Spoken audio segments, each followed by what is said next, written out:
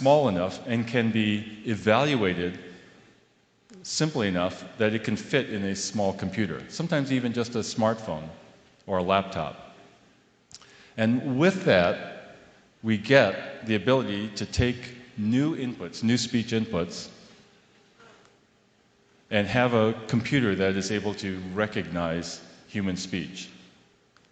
And as you see here in this example, there are sometimes small errors in the recognition, but one of the things that we're learning is that the more data we provide to our machine learning systems, the smarter and better, the fewer errors our models produce.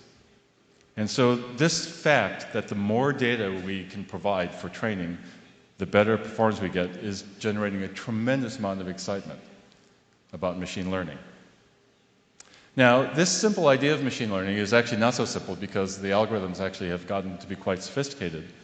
But the overall setup is relatively straightforward. So now we can wonder, well, what is it about this that gets people excited about more general intelligence? Why do people dream about intelligent machines when we see this progress in machine learning? Well, there are many reasons for that, but here's one reason that gets me excited. We take this system that we have just trained to recognize English speech, and now let's take many, many recordings, labeled recordings, not of English speech, but let's say in this case, Portuguese speech.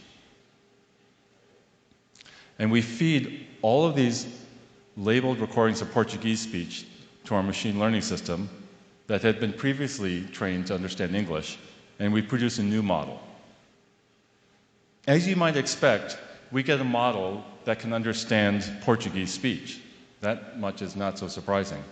But what is surprising is that the process of training our system, our English system on Portuguese, also ends up improving the performance on English. And in fact, if we then try to train the system on Mandarin, or on Italian, or on German, we get improvements also in English and Portuguese.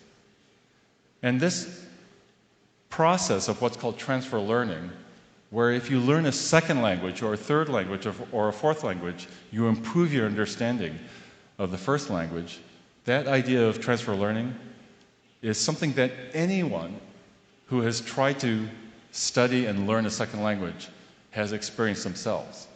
I myself, when I have tried as a student to learn to speak French, had deeper insights and deeper understanding of English, my native language. And many of you here who have studied a second language perhaps have also gained deeper understanding of your native language. And so when people see these sorts of effects in our machine learning systems and see what's possible, they get very excited and they start to think about the possibilities of greater intelligence. It's also the case that as more and more data is fed to these systems, we seem to get a never-ending process of improvement. And in fact, about 3 months ago at Microsoft Research, we achieved in our own speech recognition systems in the laboratory speech recognition that surpasses the capabilities of humans. And that kind of milestone moment is something also that makes people think about the possibilities of machines that have superhuman capabilities. Couple all of that with the fact that speech recognition is also important for commercial products, and you get a tremendous amount of excitement. Now, as we have worked on this within Microsoft Research, we have spent a tremendous amount of time studying this in its scientific foundations. And we've published many papers, and we've engaged with universities around the world, universities to teach these foundations and to explore many of the mysteries that still lurk within these systems. But we've also worked very hard to integrate these capabilities into our products.